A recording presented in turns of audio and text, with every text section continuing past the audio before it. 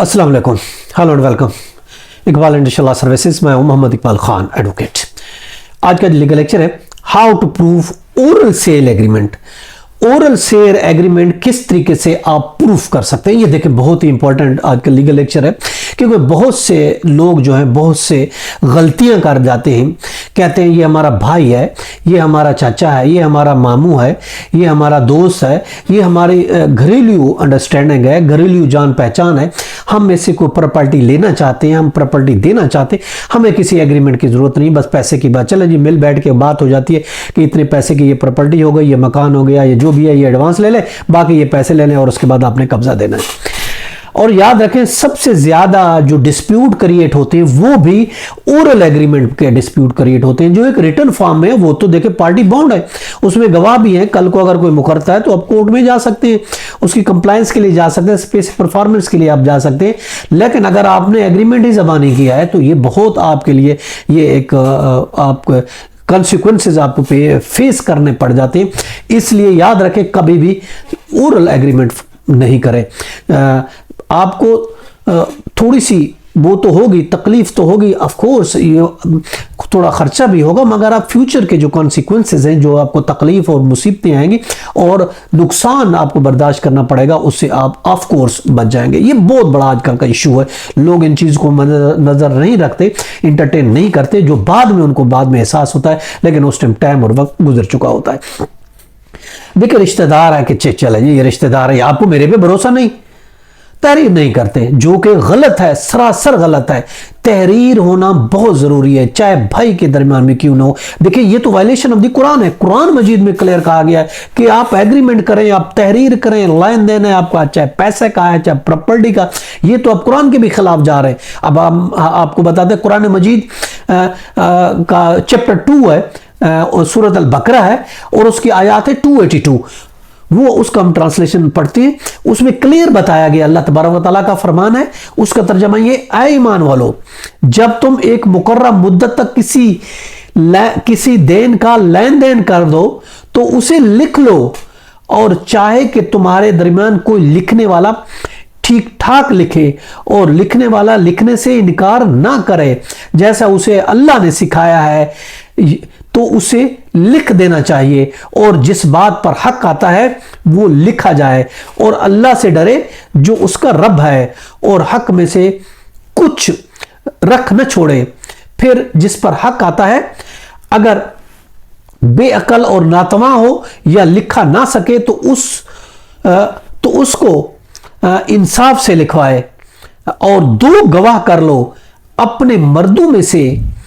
फिर अगर 2 मर्द ना हो तो 1 मर्द और 2 औरतें, ऐसे गवाह जिनको पसंद करो कि कहीं उनमें से एक औरत भूले तो उसको दूसरी याद दिला दे। तो 1 मर्द और 2 औरतें, ऐसे गवाह जिनको पसंद करो, ऐसे गवाह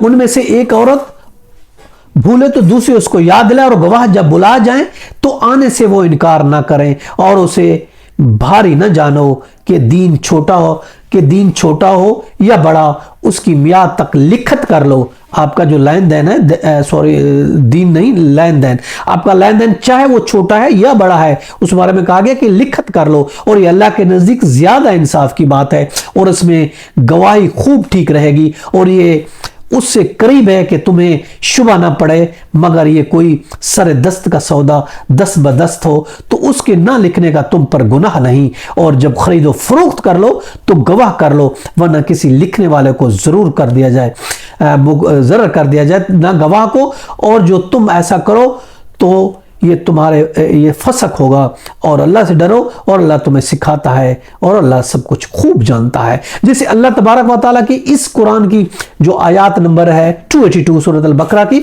उसमें क्लियरली कहा गया है कि आप कोई भी लेन देन करो तो उसको लिख लिया करो, और 2 लाजमी गवाह करो। और उसके लिए कहा गया 1 मर्द और 2 औरतें, या 2 मर्द गवाह होने चाहिए, यानी 1 मर्द के बराबर में 2 औरतें, ये लाजमी है। हाँ, ये भी एक एक्सेप्शन कुरान मजीद में दी गई है।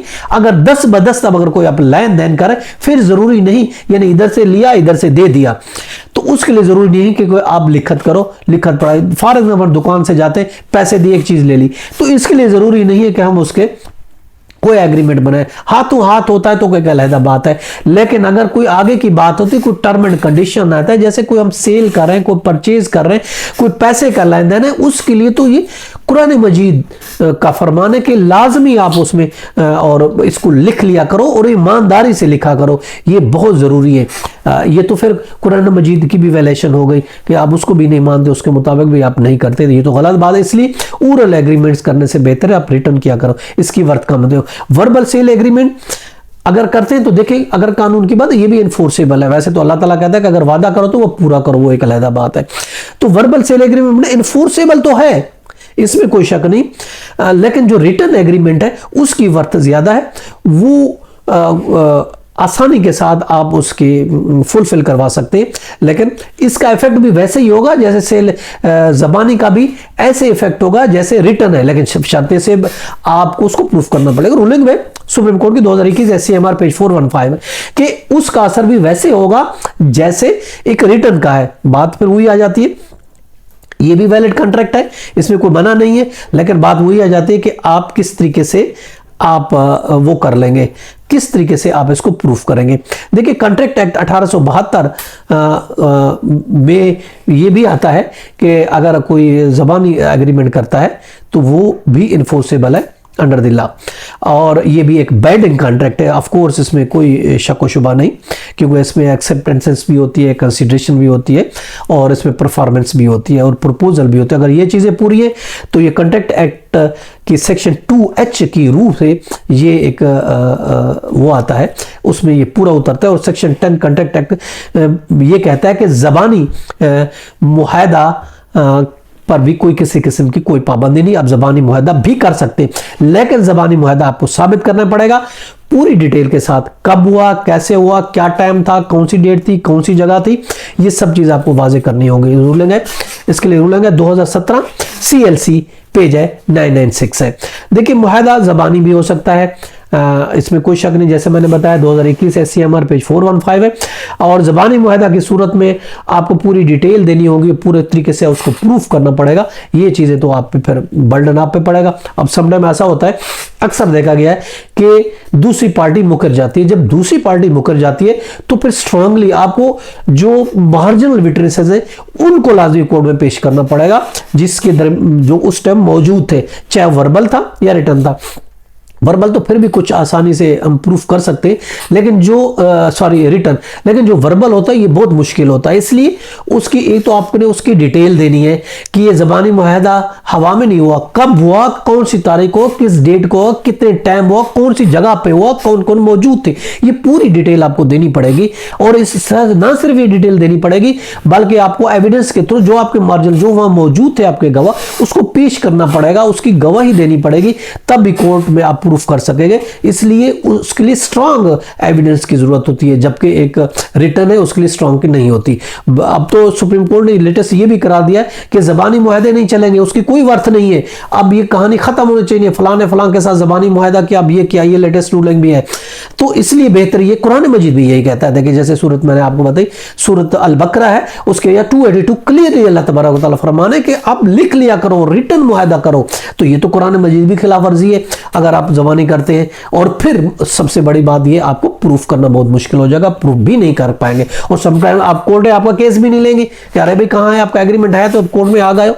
तो इसलिए जरूरी है कि आप जो है रिटर्न एग्रीमेंट करें ताकि फिर आपको परेशानी ना हो। ये था हमारा आज का लीगल लेक्चर, इसके साथ इजाजत, अपना और अपने गिरद का बहुत ख्याल रखिएगा। फिर मिलेंगे, अल्लाह हाफिज।